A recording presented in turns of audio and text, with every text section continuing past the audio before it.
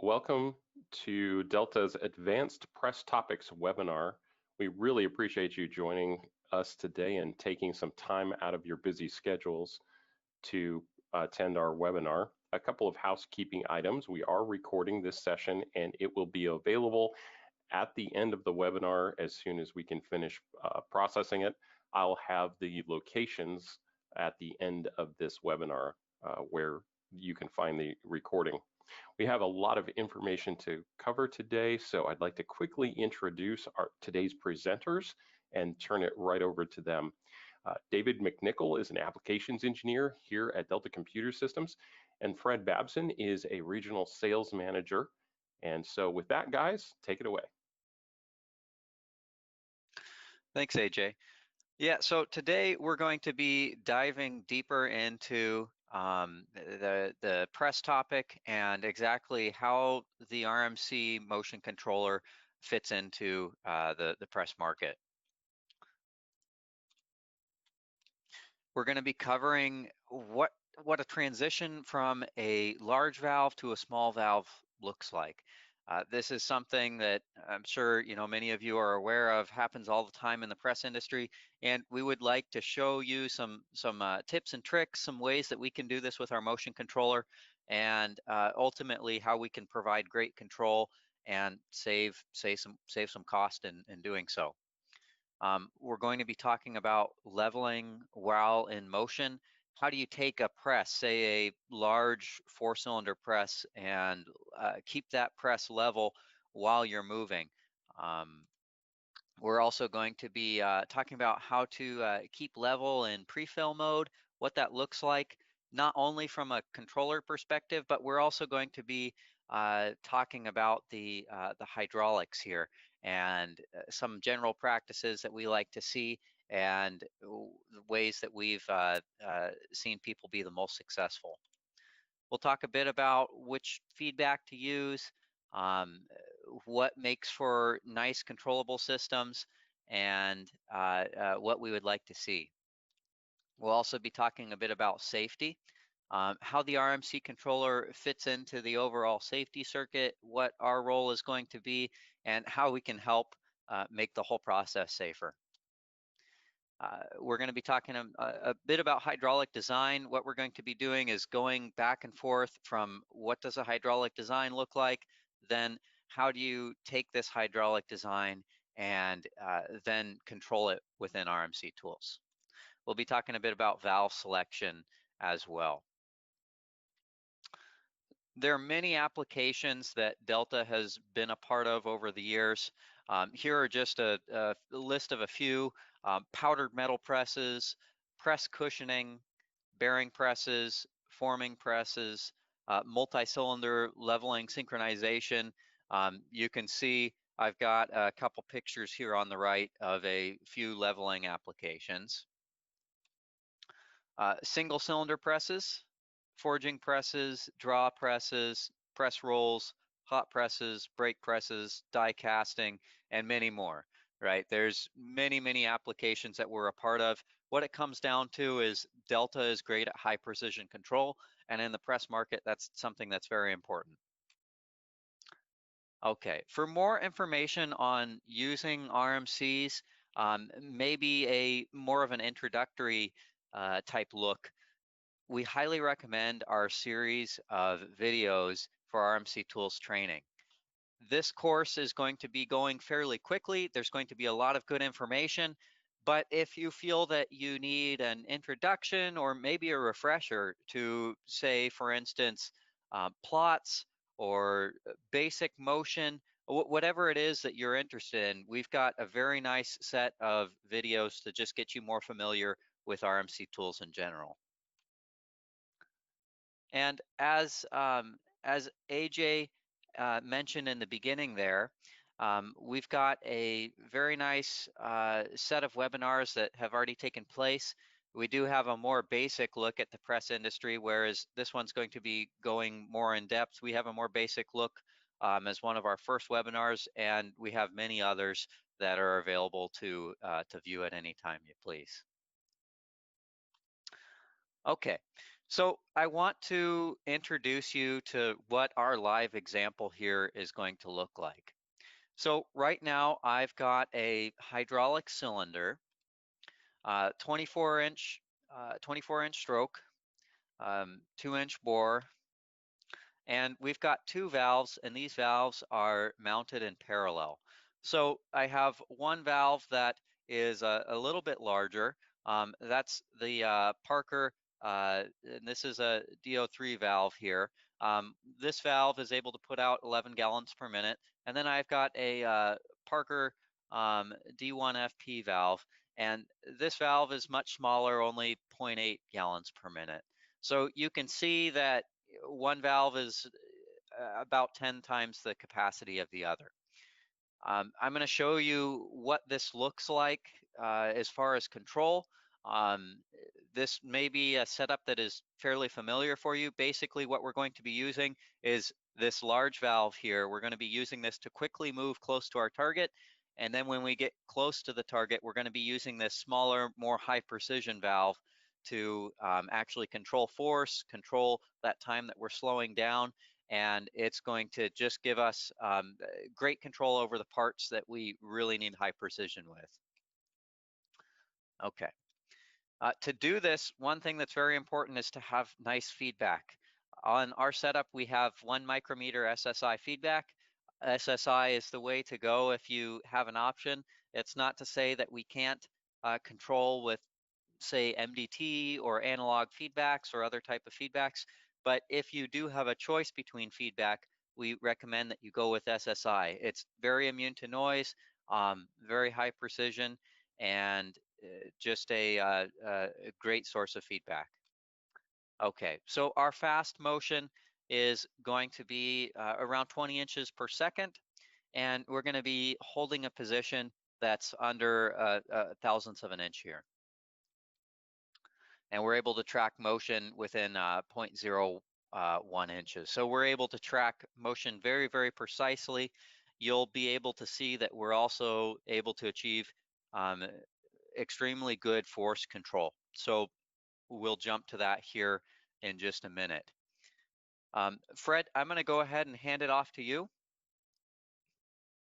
Thanks, David. Good afternoon, everybody.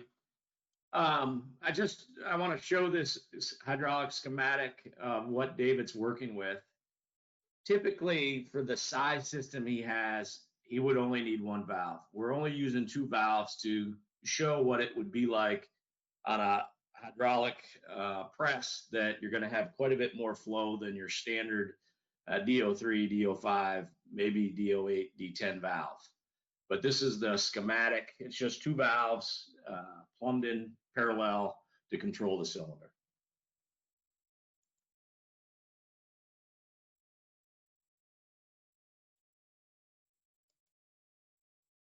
So the valve transitioning, I'm not so sure this is where we're going.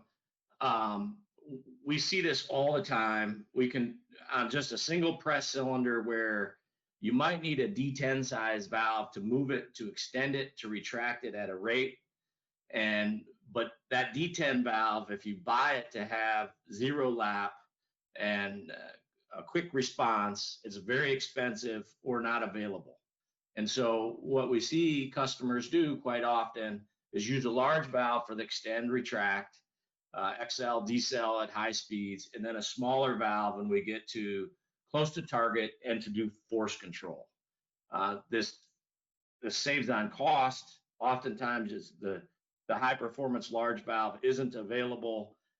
So it's something that customers do pretty frequently. And so we wanted to make sure we showed kind of how we're doing that. Can you continue, David? So this is a more typical press hydraulic schematic.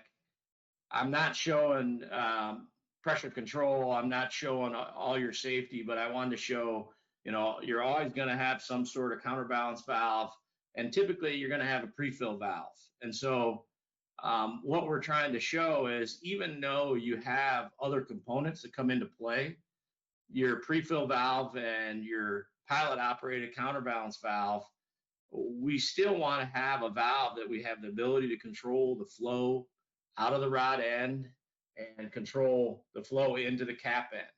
And so this is really the exact same system, but your large valve is a pre-fill valve and a pilot operated counterbalance valve. David?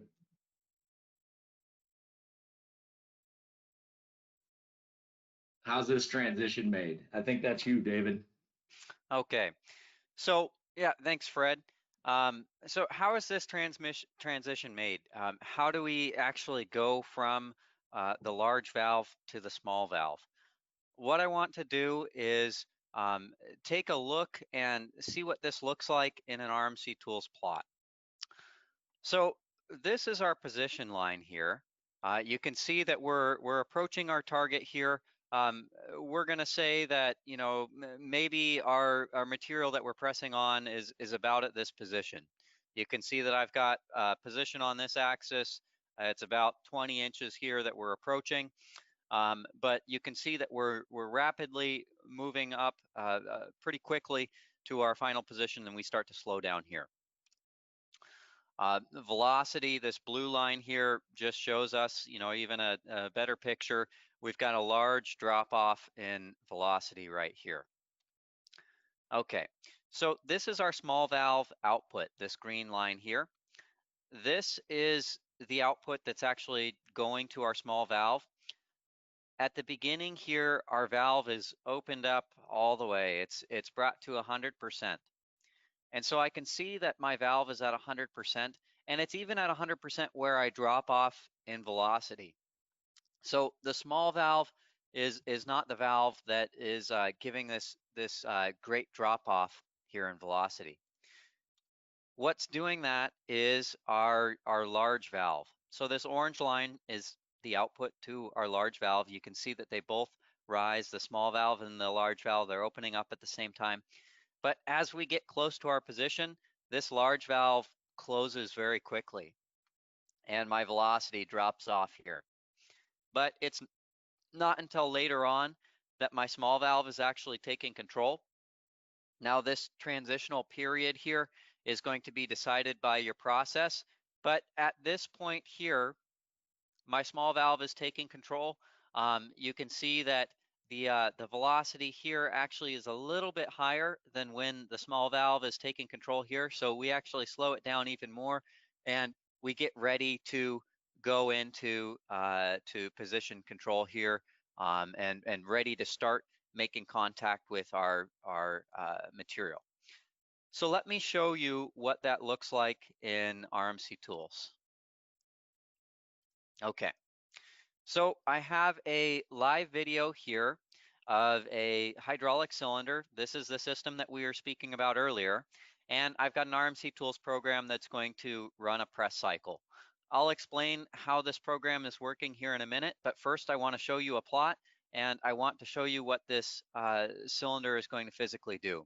Now, when I run this, what's going to happen is the cylinder is going to retract back up to a start position, and then we're going to run our press cycle.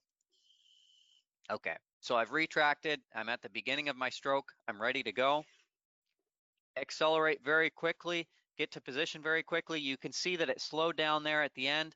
I'm performing my press cycle, and my cycle is done. We're going to analyze the cycle more here in a little bit, but let me show you, this is exactly what we were seeing here in the slideshow, right? Let me get rid of some of these other items so it's a little bit easier to see what's going on. Okay, so we can see that we're accelerating up very quickly, right? My actual velocity, it just jumps right up. My orange line here again is going to be my larger valve's output. When that larger valve's output drops down, so does the velocity, and then I start controlling here at the end. So let me run this one more time, just so that in case you missed either the physical cylinder or the RMC tools plot. I'll show you this cycle one more time here. Okay, you can see that very quick acceleration, that slow pressing, and we've actually got a press cycle here as well. Okay, let me show you kind of what's going on with this press cycle. I'm going to get rid of a few more items so it's a little bit easier to see.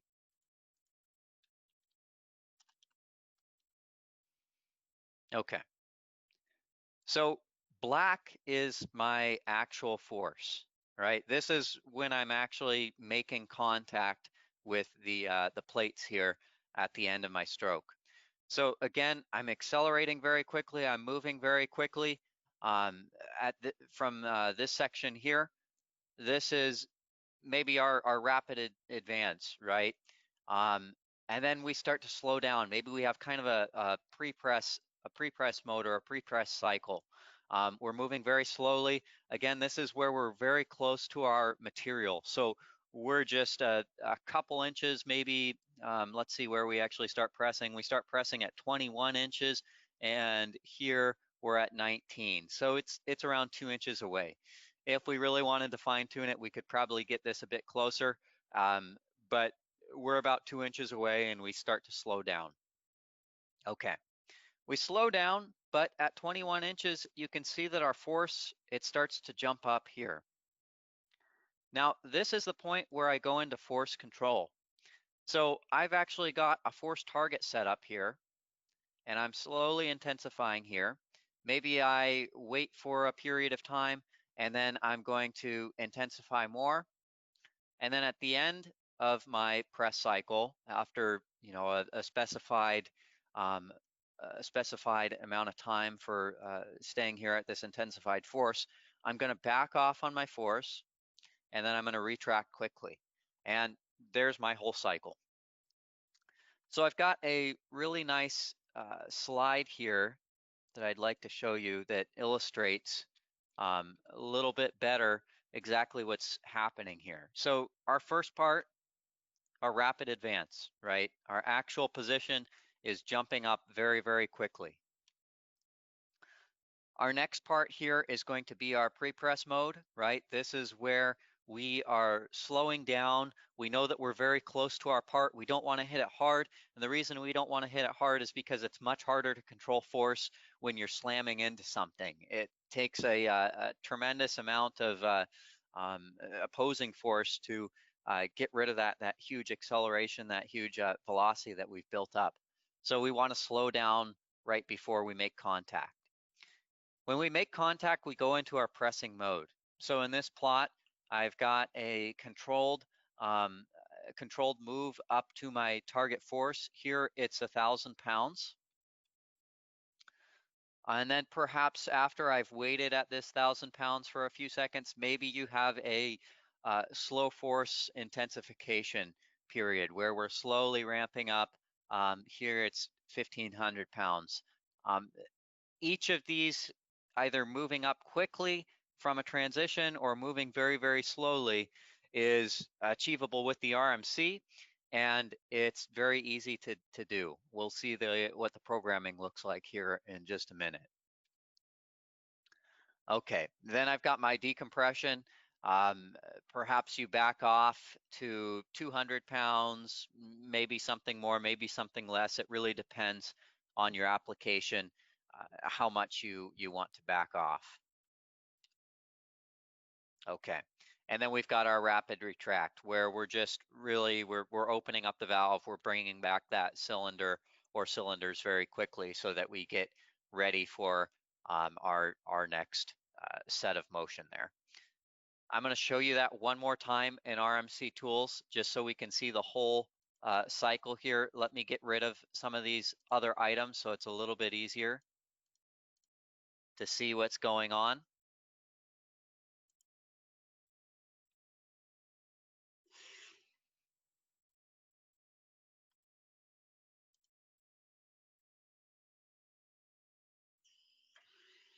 And there you have it, right? There's our press cycle.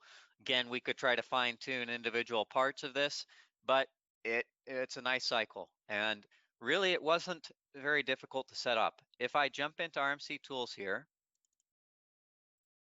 looking at my press cycle program, the first few steps are just in relation to the large valve. So I'm not going to talk about those so much, But this is where the large valve is shut off. In the beginning, it's just opened up, so it's nothing really too special there.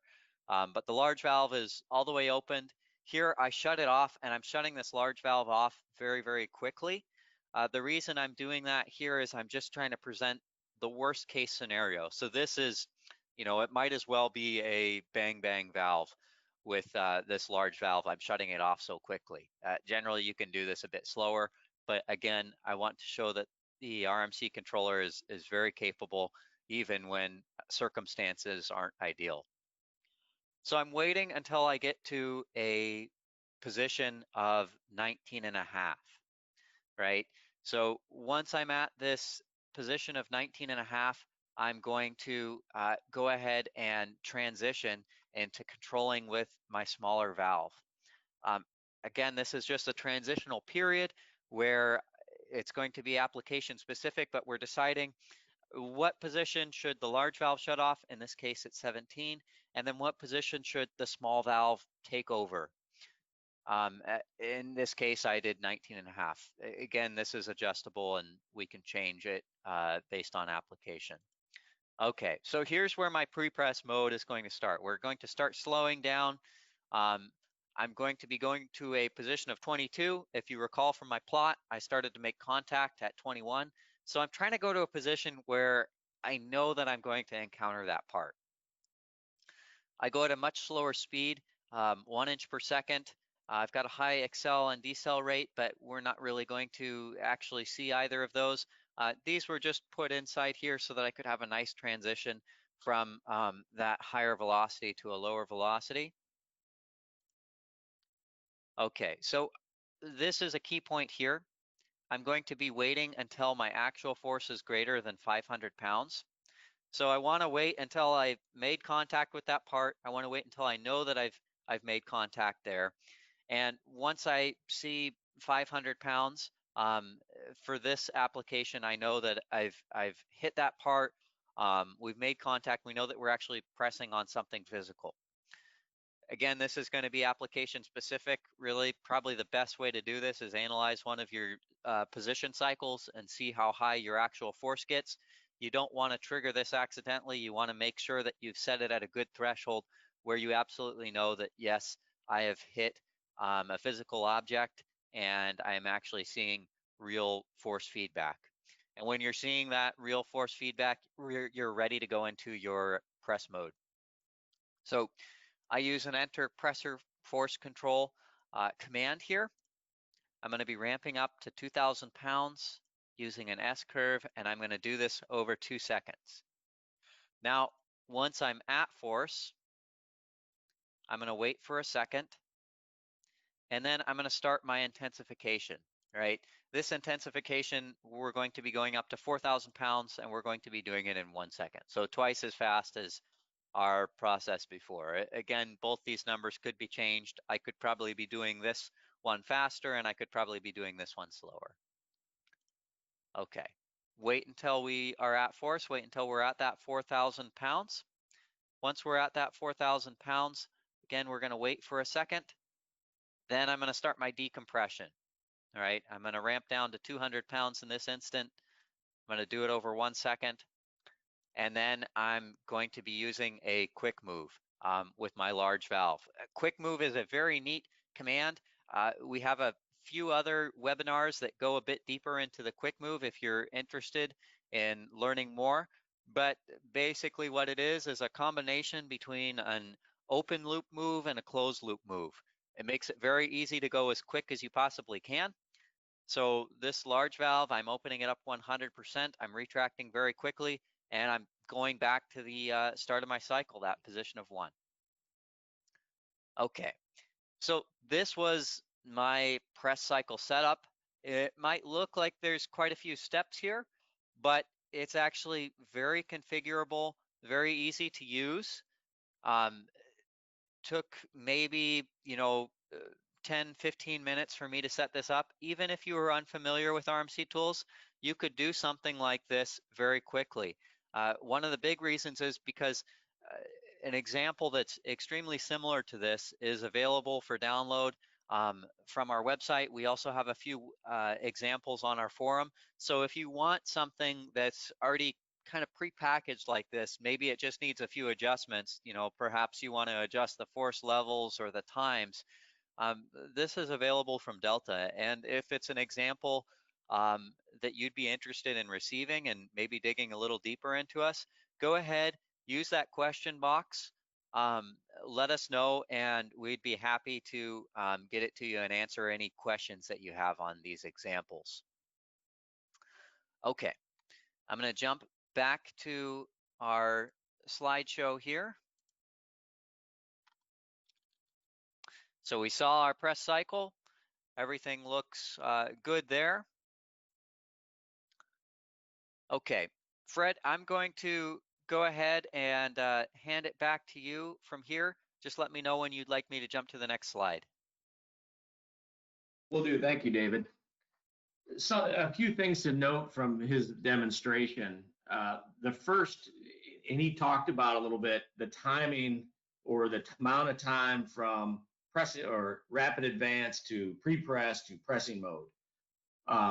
All those times can be much shorter based on the application. And it's one of the things that we find that because we have the ability to make that transition smoothly, we oftentimes can travel further in rapid and have a shorter pre-pressing to get in control for pressing.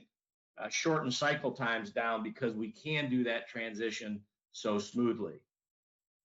The other thing that he mentioned some is the decompressed. Oftentimes you're going to have a decompression valve. When we're using a servo like we do in many cases, and we're controlling force, we have the ability to, in a sense, program that decompression to whatever that number is. So we eliminate that decompression valve and we have better control of the decompression because of the way we're controlling it with the servo valve. The third, oftentimes in the past, to control that force, you're using some sort of proportional relief or proportional pressure reducing. To do that, again, we're still doing that with the main valve. The servo that's controlling the position is also the servo controlling the force. And that allows us to get to that force much quicker without winding up. And so we're eliminating some hydraulic components and we're making that cycle faster. And so it's really key. Kind of, he showed you with that cylinder, but it's real life on your press.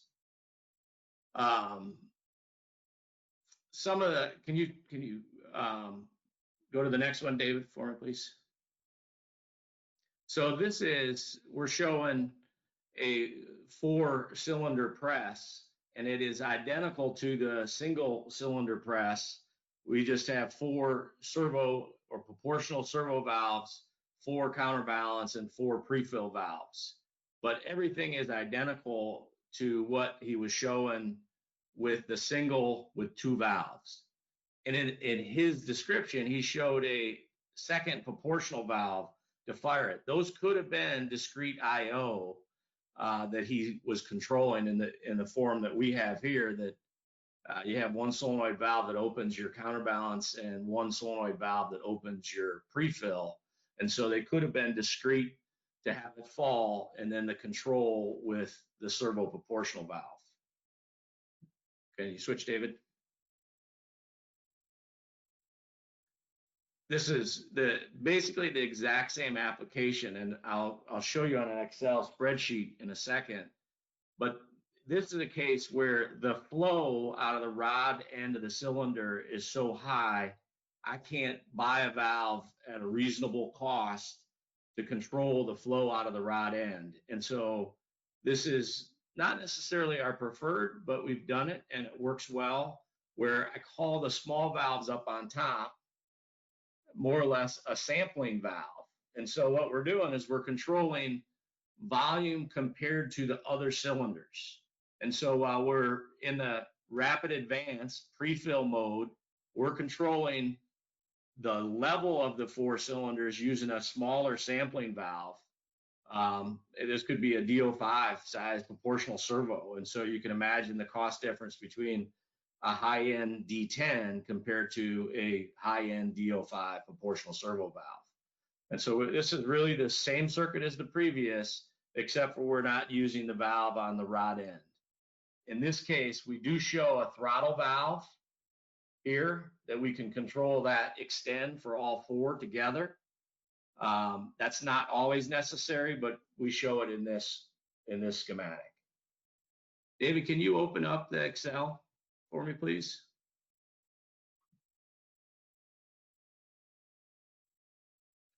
So I'm going to drift through these fairly quick.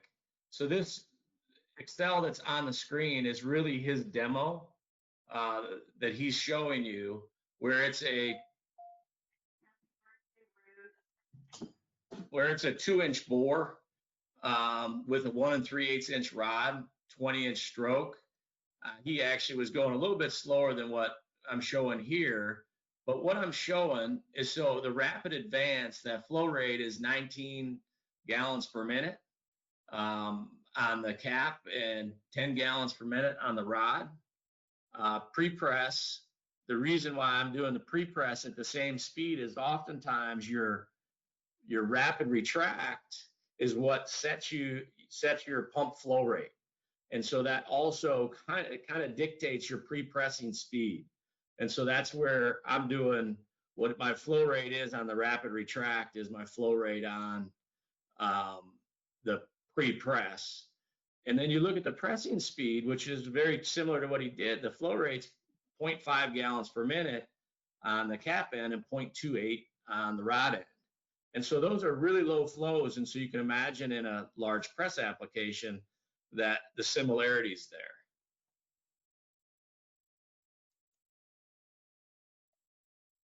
So this is showing just a single press, a larger 10-inch bore, 8.5-inch rod with a rapid advance, a pre-press mode and pressing mode, similar speeds, that you can kind of see the difference. When I'm in control, my flow rate, cap end flow rate, is 13.6 gallons per minute. When I'm in rapid, it's 272 gallons per minute. And so this is that scenario where we're probably going to use a pre-fill, or we could use a less expensive, just proportional valve for that cycle. And so we're just I want to kind of illustrate the difference in flow rate when we're doing pressing mode. And oftentimes we can have a little slower pressing mode because our pre-pressing can be so short, and we can run our rapid advance longer because we have great control from rapid advance to pre-pressing. And so I just want to show this, what this comes out to. That's a 10-inch bore cylinder. The rapid advance, that flow rate at 272 is pretty high compared to a flow rate of 13.6. And so that's why we talk about two different valves. And then this is the 4-cylinder that you were just seeing. And it's the same. It's just what tonnage we're going to generate with 4 cylinders compared to 1 cylinder. But each particular axis, the 4 axes, are the same flow rate, same setup. This one, obviously, we're going it's a little bit larger cylinder, our flow rate's higher, but still in our pressing mode, we're 20 gallons per minute on the cap and 3 gallons per minute on the rod. And so from a control standpoint, that valve's not a huge valve. One more example here. This is an example we had on a press where basically the 1 cylinder, the center cylinder, was your retract cylinder and your extend control cylinder. And then the other 2 cylinders came in just for force mode. And so the math was a little bit different, but the control was identical. And we're using 1 proportional servo to control the cylinder, and using the other 2 cylinders, it controlled, when we got into force control, it controlled the overall force. And so another example of the higher flow and the low flow in the pressing mode. I think this is just a higher flow, faster is not. So David, thank you very much for the Excel. Hopefully everybody understands that. So this is the hydraulic schematic for the 4 cylinders using the sampling. Can you advance, David? There you go. Cheers, David. Thanks, Fred. Yeah, so we saw, Fred showed us what it's going to look like hydraulically. You may have seen this image that we've put out before. We're not going to spend tons of time going through it. If you'd like a bit of a longer explanation, our first webinar on press control does a very good job of going more in depth through it. But this is how one way to look at the control that we're doing with these 4 cylinders. So in this diagram, we've got 4 physical axes. So picture these 4 gears as being these 4 physical cylinders, right? So just keep that in mind. Especially, it's going to depend on if your background is more controls or more hydraulics. But especially if you're coming from the hydraulic side, keeping in mind that those 4 gears are going to be these 4 cylinders is going to be very key. So 4 physical axes, and now each of these axes are giving us position feedback and force feedback, right? So we're going to be using these axes for the overall control.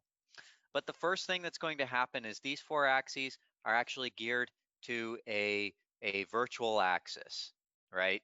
And now this part can be a little bit confusing, but basically gearing all 4 of these to one virtual axis makes it very easy for us to just send one command over, and we're able to move each of these 4 cylinders. We're able to keep them all in sync, right? Just think of it very similar to how this picture physically looks. When I move this one big axis, each of the 4 is going to individually move. It allows us to just send one command instead of sending 4 commands. But it also sets us up for our next part of the puzzle. And that is, how do we maintain a level while we're trying to control force? Generally, this is something that's fairly difficult to do. Reason being is you can normally pick between, do I want to be in a force control type mode or a position control type mode, or for us, we have a position control with a force limit mode. But instead, we are wanting to maintain, our level basically at all costs, and we're wanting to go to a total force. So what we're trying to do is we're trying to set up an overall system that looks to the controller like one big cylinder. So up until this point where I've done the gearing here with these 4 physical axes and my one virtual axis, this has all been to try to create something that just looks like one big position force control cylinder to my controller. So I'm going to have this outer loop axis. And basically what this is, it's kind of a custom type axis that we have here at Delta, where we're able to do kind of math calculations, maybe not quite just physical feedback from, say, a physical transducer, but perhaps more calculated feedback. So for us, our feedback is going to be taken from these 4 axes, okay? Our position feedback for this one big axis that we're creating is going to be the average of my 4 actual positions. So I'm going to be averaging my positions, and I'm going to be sending them into this one big, just think of it as one big axis, right? So now, after I've put this feedback here, my axis is set up. I've got position feedback, right? It's the average of my 4 cylinders. Okay, and now I need force feedback as well. And so my force feedback is going to be the sum of all of the forces seen on these cylinders here, right? If you want to go to 60 tons, you don't want to go to 60 tons on each of these cylinders, right? You want to go to 60 tons total. Now, that could mean if you have a off-centered load, maybe in the worst case scenario, one cylinder is seeing all the force, right? Maybe it's just one corner of that press that's actually pressing, but you still need that platen to remain level. Well, that is going to be totally fine with this approach. As long as that cylinder is able to actually put out that 60 tons, we're going to put out that 60 tons. It's going to all be on this axis 0, and that platen is still going to remain totally level. You're not going to skew anything or break anything. Okay, so we've got our feedback, but then what does our output actually look like from this master? So again, this can be kind of a tough point to understand, but keep in mind, we are trying to create one big physical axis, right? We want one axis to control. We want the controller to see it as such. So normally, when we're using valves, we put out a voltage. We'll say we put out 2 volts, and we expect to see some velocity, right, from the cylinder. That's really what that voltage is doing. It's producing a velocity, right? Maybe I put out 1 volt and I move at 10 inches per second, maybe 2 volts, I move at 20 inches per second. Perhaps that's what my ratio is, or my relationship is between the two. Well, to set this up so that it's similar to that setup there where I put out a voltage and I get a velocity, what I'm going to do is I'm going to gear my master's output, or gear my virtual axis's velocity to the master's output. So in doing this, I put out a voltage and I get a velocity. It looks just like it would with a physical cylinder. And when I put out this velocity, this gear moves, all my axes move, I get new position feedback and I get new force feedback. This approach is a little bit complex. I'm going to walk you through how it's actually done in RMC tools, but the biggest thing to note here is that we've done all of this work here at Delta. This example is readily available. It's usable out of the box with a lot of applications. You might need to do minor adjusting, but I'm going to show you how this is set up, but keep in mind that this example is available. Again, if it's something that you're interested in, please reach out to us with that question box, and we'd be more than happy to not only provide you with it, but walk you through maybe a little bit more in depth exactly what's going on. Okay, so what is the programming approach for something like this? How do we actually set something up like this? This entire approach is downloadable.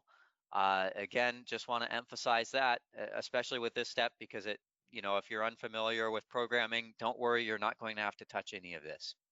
Okay, step 1, we're going to set up that custom feedback program. Again, this is setting up how do I actually get my feedback to this master. So we're going to set up our custom feedback program.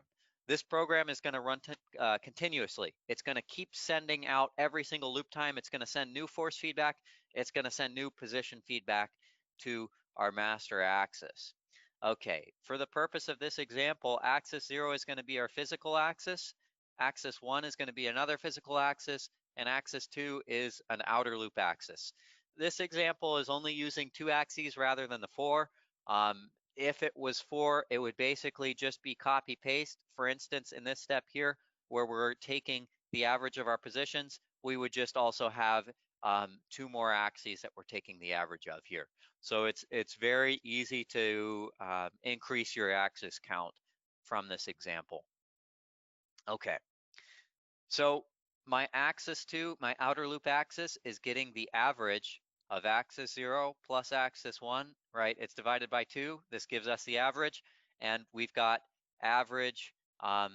We've got our average position for our feedback. For our force feedback for axis 2, we're taking the sum of the forces, right? Very simple. It's just axis 0 plus axis 1 force. And then I'm also calculating the skew between these axes. So again, this can be done with more axes, but I just want to see what is the difference between the two. Am I actually maintaining that level well while I'm going into force control? If you're not maintaining the level well, what that tells us is we need to do a bit more tuning. Okay. So our next step. This is the actual program that's going to set things up. So how do we even start something like this? I'm going to show you this here on our physical 2-cylinder press in just a minute, but what our first step is going to be is calculate our average position and move to that position. So I've calculated my average position between the 2 axes, and I'm going to be moving to that position. So think of 2 cylinders, perhaps one is higher than the other. we need to figure out a good starting point. So we're going to figure out that starting point. We're going to make sure everything's level, and we're going to, just make sure that everything's level here. We're then going to move that virtual axis, right? That is this axis here. We're going to make sure that this axis is basically in line with these other axes. We want to make sure that these gears mesh so that there's not, you can think of it as grinding, right? As we're trying to get them together, we want to make sure that they're meshing. We want to make sure that they're all in the same position and they're ready to go for our next step. So once everything's in position here, we're going to jump to our next step. Okay. So step 5, set the transition rate for the inner axes. We're going to set up a rate that tells these axes, if for some reason you weren't actually at the position that you needed to be, how are you supposed to get there? How is that transition supposed to be made? So for this example, we've got a pretty slow transition rate. Max speed is 1 inch per second. Maybe we don't want things to react violently. We just want to kind of slowly go to where we need to be. Again, a small acceleration as well, but we've got that transition rate set up. So just in case we weren't in the correct position, we know how we're supposed to get to that position. Okay, and then step 6, gear the inner axis position to the virtual axis position. Again, that's what we saw in the previous slide, where those 4 physical gears are meshing up to that big blue virtual axis. We're gearing these together. And now, once this gearing is complete here, all I have to do is send a command to that one virtual axis, and all the others are going to follow it in sync very tightly. It's going to maintain that position. They're all going to maintain the same position together. Okay, and here's our last step, and this is the one that can get a little bit confusing, but again, you want to think of this as trying to set up one big axis for the controller to look at.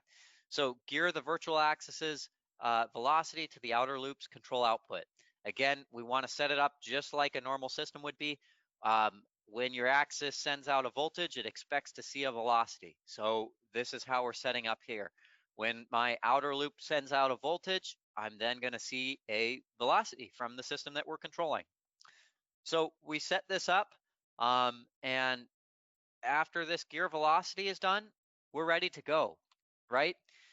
That whole complex process is done in just 3 steps.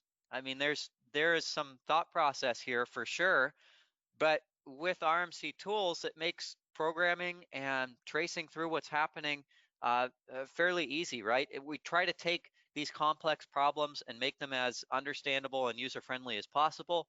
And even more than that, this whole example, again, it's available for from our website, so you don't really even have to, think through this process. At the end of this, you've got one nice axis that you're controlling. You just give it a position command, a force command, whatever you're looking for, and that whole system tracks well, it's leveled, everything's ready to go. It's a very nice approach.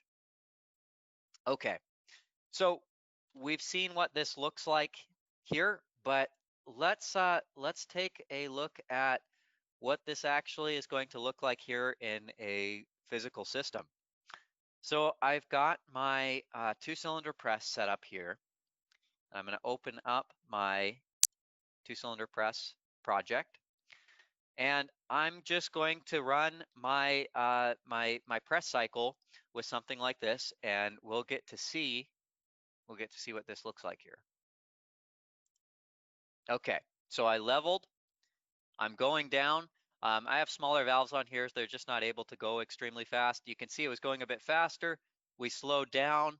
We went up to our target force. We had a faster intensification. Here we're taking force off, and we're retracting back up to the top there. Okay, I'm going to show that one more time just in case you you missed either the plot or the physical cylinders. We're going down, start to see some force, ramp up to that force, intensification period, a little bit of a delay, our decompression, and then we retract back. Okay, and again, I know that this system is fairly slow. We just have small valves on this here, but it would work just the same as if we were able to go faster.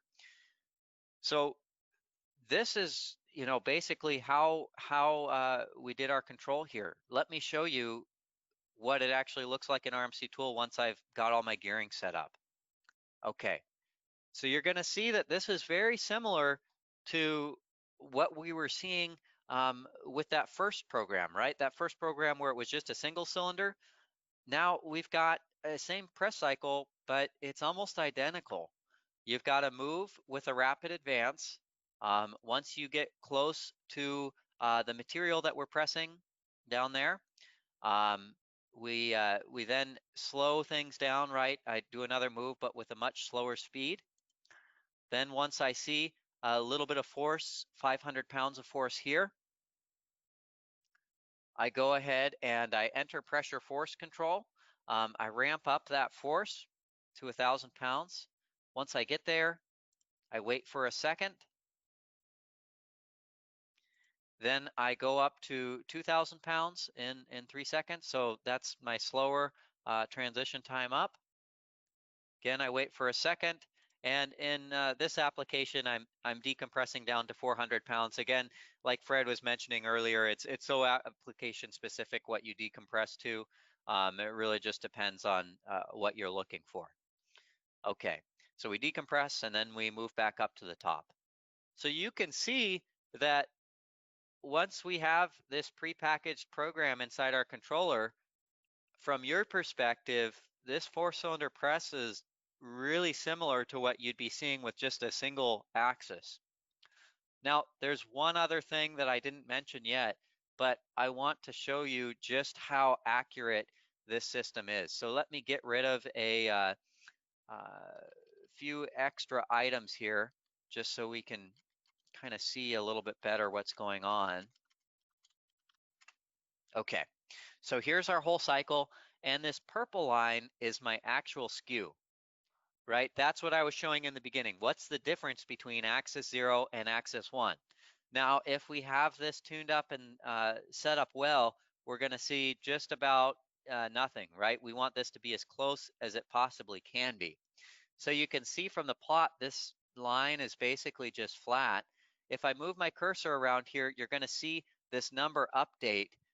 This is what the physical value is at that point in time. You can see it's less than 1,000th of an inch. So it's very, very small. I could try and add a few more decimal places here. So maybe we can see what it actually is. Yeah, it's less than 1/2 of 1,000th of an inch, basically the entire time there. Very, very small, very, very small number. And when we go into our press control, it gets even smaller. So the RMC controller is an extremely accurate controller. We have fast loop times. Generally 1 millisecond is a good loop time for this type of application, but we're able to control this whole system here very well. Really just reducing that skew down to about nothing. Okay. Let me jump back into our slideshow here. Now, we've been looking at some nice systems, right? We've been looking at ideal setups, but sometimes there are difficult systems, right? We've got a lot of tools to deal with these difficult systems. We have real-time data that's readily available. We can look at the data. We're able to analyze, you know, everything that's going on here, whether it be possibly maybe some logic is misconfigured and it's hard to tell why is a press not running like it should be. I want to be going into my decompression cycle here, but for some reason I'm just not. Well, we're able to plot all that real-time data. We're able to see exactly what's going on with the logic, and we're very easily able to get down to, you know, exactly what is happening. We're able to plot all the individual forces and positions. This makes it very nice. Perhaps one cylinder is misconfigured. We've run into this a few times, really, where perhaps the offset just isn't quite set up correctly with our cylinders, right? Maybe you're seeing all the force on one of the 4 cylinders, and you wouldn't expect that because you're pressing on something that should be level. Well, maybe the leveling was misconfigured, and that's the whole problem there, right? There's been multiple cases where we've been able to go in, we've been able to look at our real-time plot forces and positions, and we're able to just adjust that offset slightly so that your press is functioning like it should be. And again, the nice thing here is we're able to save a lot of time with the RMC. You're not going to be fighting with something like this for weeks on end or days on end. It's going to be minutes for you to really get down into where is this problem coming from and what do I need to do to fix it. Okay. I want to talk a little bit about safety in the press application. So this is really going to be for process safety, not so much for personal safety. You know, we're not interacting with light curtains so much, but what we are doing is we're communicating what is the status of the RMC. We're communicating that to your safety circuits, to your PLC, whatever you have for your safety circuit, we're able to give a lot of information. We're able to tell, you know, your controllers exactly where we are in position. We're able to tell them, you know, are there any errors that are coming on, right? Is there a following error, maybe an output saturated error, no transducer? We're able to relay all this information to your safety controllers. Okay, and we've got these within the RMC. These are going to all be set up as auto stops. I'm going to show you what that looks like here in just a minute in RMC tools. One other thing to note is that we're going to halt within 1 loop time. So 1 millisecond by default, we're able to shut off everything. We're able to halt that press, make sure that nothing gets damaged, and we're able to do that very, very quickly. Okay, so let's see, what do these halts look like within RMC tools? Okay, I'm going to look at our 2-cylinder press here. What I'm going to do is go into Axis Tools, and I'm going to, we'll go ahead, show these side by side, just make it a little bit easier to see. I'm going to go into my Alt tab here, look at my halts and my auto stop configuration. You can see that these are very configurable. So right now, a following error is set up as status only. This is because we were doing some tuning on this system. Generally, I would take this and have it in status only. Perhaps when you're setting things up, you want to, you know, just do some tuning, make sure that everything is running well. You don't want the system to be halting when you're not following your target very well. But in production, you can just as easily change this to a direct output halt, right? We can set these up however you like them. They're all very configurable. Again, if any of these error conditions are met, based upon how you have these halts set up, it could halt that entire controller within 1 millisecond and make sure that everything is safe again, right? I won't go into what each of these individual bits do. If you click F1 on any of these bits, it's going to bring up a really nice help topic. Here we talk about our auto stop configuration. RMC tools help. If you've already used it, you'll see that it's a wonderful tool for not only troubleshooting, but just setup and understanding what's going on in the RMC even more. But very useful tool. Highly recommend checking the help as your kind of first line of understanding RMC tools better. Okay, So not only are we able to halt on any of these error conditions, able to stop the controller extremely quickly, we can actually specify what do you want that halt to look like. So if you have a closed loop halt, what kind of deceleration do you want to have? Would you like it to be 100 inches per second? Should it be 1 inches per second? What makes sense with your system? We're able to set that up here. And same with an open loop halt, right? As you ramp your control output to 0, how quickly do you want to ramp it? Do you want it to be a very quick, this needs to stop instantly kind of halt, or would you like it to be more of a controlled halt because it's not going to damage anything if you go a little bit further? In addition to this, we're also able to set up halt groups. What this does is it allows us to set things up in the same group. So if one axis halts, the other is going to halt as well. Right now, I have both axis 0, see axis 0 here, and axis 1. They're both set up in halt group number 1. So that means that if one of these axes halts, the other is going to stop as well. And for this kind of application, it makes a lot of sense, right? We're going to be halting one of these axes. We don't want the other axis to continue going because if it does, things might get out of whack. You might start skewing your platen. You want both these to experience the same kind of halt.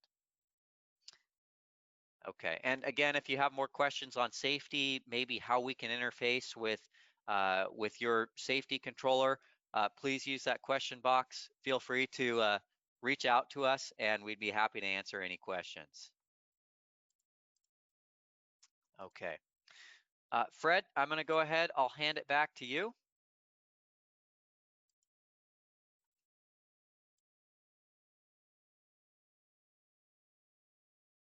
Another point I want to make before we move on, Jason Palmer suggested that when you're in regen, it's very similar to this 2-valve system where your regen valve opens up, you do rapid, you close your regen, you go into pre-press and pressing mode.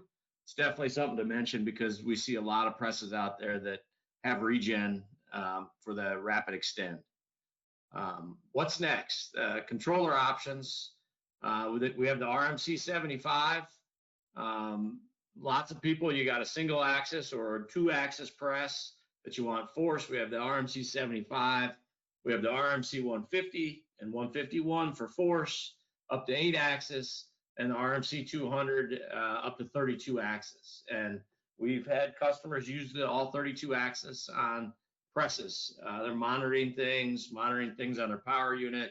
They're obviously controlling many axes, but they are using every tool that the RMC 200 has to offer. One of the things, I get this question a lot out in the field is, where do I go for help? And Delta has, from a resource standpoint, our technical support is far and above everybody. I mean, you can call anytime and someone will get online with you. Someone will discuss your application before there's an application, when your application is up and running, when it's time to tune. There's always someone there from Delta to help out. We also train our distributors. We want distributors to be able to do the same. They're local, they can come in quicker, but we have a great distributor network that helps. We document all our applications. So typically, if you have an application, we can get you started. You can go to our website or you can talk to a tech person and they can send the application docs and what we've done programming wise, what transducers, what other people have done to be successful. We have a great hydraulic design guide. I think that's our next piece here, but from a hydraulic design, sizing valves, sizing cylinders, sizing accumulators, all the things to think about when you're doing hydraulic design. It's a great tool. And we also have training at Delta in Washington, advanced training. It's excellent training if you haven't done it before. With that, if you have any questions, I think Aaron is going to ask a couple questions here, and we appreciate your time, and thank you very much. Thank you both, gentlemen. We have a couple of questions. There were a couple of people that indicated that they'd be interested in getting a copy of the sample code, the sample user program, that, David, that you were demonstrating. So we'll follow up with that afterwards. Question, is there an example user program for a press that has a single large main cylinder, pressing cylinder, and 4 opposing leveling cylinders? We didn't really talk about the leveling, the cushion cylinder application. You guys want to address that real fast? Yeah, for sure. So we don't necessarily have an example that would show both, but we could put one together. It's definitely an application that we're very experienced with, right? You've got your large ram coming down, and then you've got 4 opposing cylinders that are coming up from the bottom and doing leveling. The truth is, it's actually very similar to the example that we have. There's going to be basically just really one difference, right?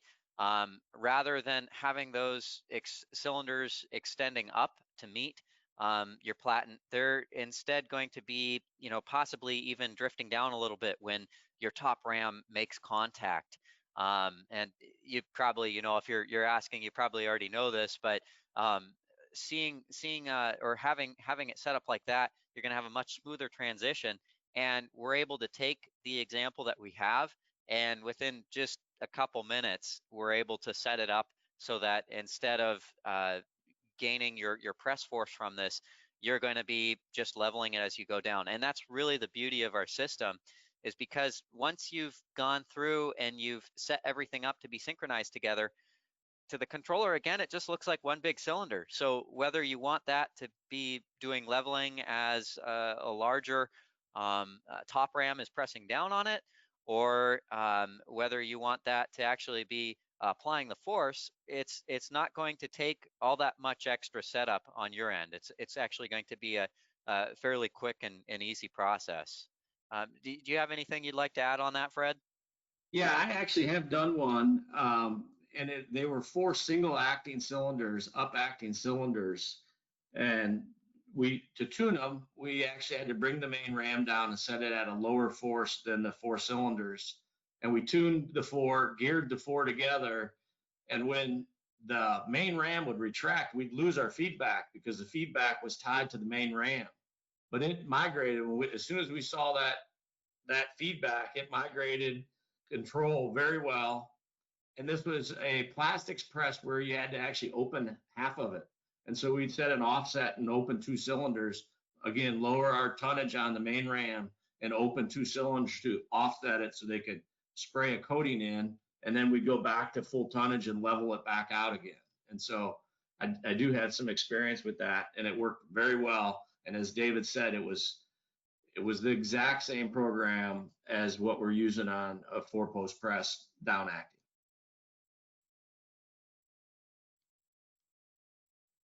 Thank you, guys. Early in the presentation, there was a question that said, we didn't mention decompression in the list of topics. Is there anything you want to expand on when talking about decompression in the pressing stroke?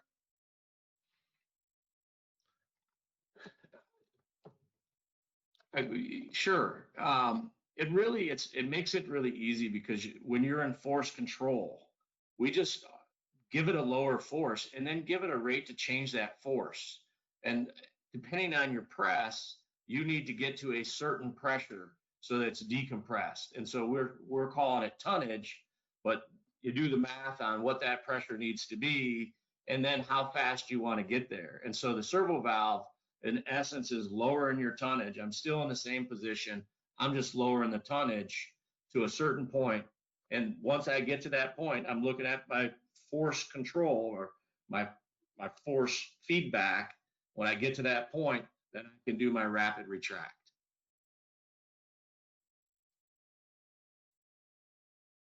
Great, I hope thanks, that Fred. helps. Yeah, thank you. One last question. So in the overall, we had an overall kind of schematic of a 4-cylinder press example. And in the 4-cylinder press example, we had the position feedback of the 4 axes, and we were taking the average of the positions on those 4 individual cylinders. If I wanted to, is it possible to use another function other than the average if I needed to look at something else? Yeah, definitely. That's a great question. The program that we saw there, very configurable, very easy. If you don't want the average, maybe, like AJ said, you've got a special case where you're going to be adding something to one axis, or perhaps you want a different function. It is totally configurable, open box, very easy to configure things. And if you're working on something that might be a little bit more complex, maybe this out of the box example isn't going to work for you, let us know. Like Fred was mentioning earlier, we're happy to help in tech support. We really want to make sure that you're able to achieve whatever you're trying to do. Thank you. I think that pretty much concludes the questions. I want to thank all of our attendees for taking some time out of your day. We appreciate you guys, the audience makes this possible. Your interest allows us to present this information, and so we want to thank each and every one of you. I mentioned earlier about the recordings. The recordings are available of this webinar and past webinars. The recordings are available at our website, deltamotion.com. You'll see a link there through to our education section, and the webinars have their own dedicated page there. The schedules for upcoming webinars are posted there, and then along with the registration links, and then the links to the recordings of past webinars are also on that page. We also repeat that information on our forum that's located at forum.deltamotion.com. If you haven't had an opportunity to check out our forum before, we invite you. It is a free forum. Register for an account there and join in the discussion there. Finally, Delta has a YouTube channel. It's located at youtube.com, and we are at Delta Motion Control, all one word. So thank you very much again to all of our attendees. We'd like to ask a small favor. You will automatically receive a post-session survey. This is your opportunity to kind of tell us what you'd be interested in hearing about from Delta for future topics. We would like to continue to do these webinars so long as there's interest from the audience. We're kind of looking at plans going into the future and leaning maybe toward doing about one of these per month. So that's your opportunity to kind of tell us, hey, I'd like to hear about this topic or that topic. With that, we'll thank you very much and we'll sign off. Thanks.